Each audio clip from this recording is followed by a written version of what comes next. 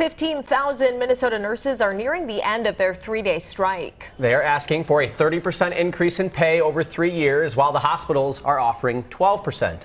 The nurses want to make it clear that the major sticking point here is not pay, but adequate staffing. They'd like to be part of those decisions. The latest is that tomorrow morning the nurses head back to work with no deal in sight.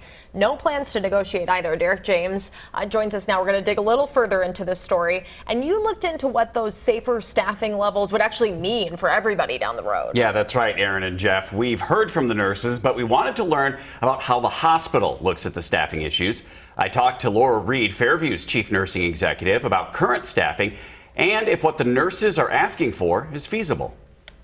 Is there a current staffing level issue right now? We certainly have a number of areas where we have gaps in nursing coverage, and we've continued to deal with that since the pandemic. And for nurses that say that they feel like they should be part of more of those staffing conversations or a vote should be done, is that something that is already done in certain situations?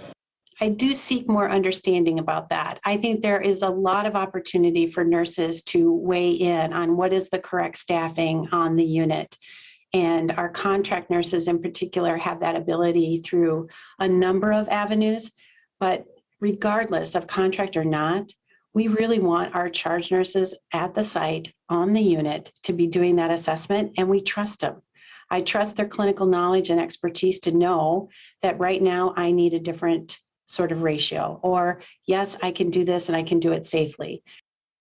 Laura also told me that typically a hyper-local approach is used in hospitals for those staffing decisions, and they're often made on an hour-by-hour or minute-by-minute basis. So you're hearing two very different pictures of how things operate, and as a patient, it's worrisome when you know there is an agreement on how many nurses are needed to provide safe care, and a lack of nurses could lead to people possibly being turned away at some point if nurses can't be retained due to burnout.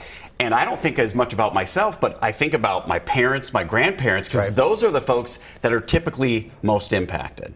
And they might not have something that can just be rescheduled when we think about people at that age. It's about the patients right in the middle of all this. Exactly, patient-centric, and we've been hearing a lot from the nurses. I think our society does believe that they should be valued, but it's like patient care too. Yeah, and are those nurses being heard when they do say, I think we need more people and need more help? Yeah, absolutely. Okay, thank you for that insight, Derek. We appreciate it.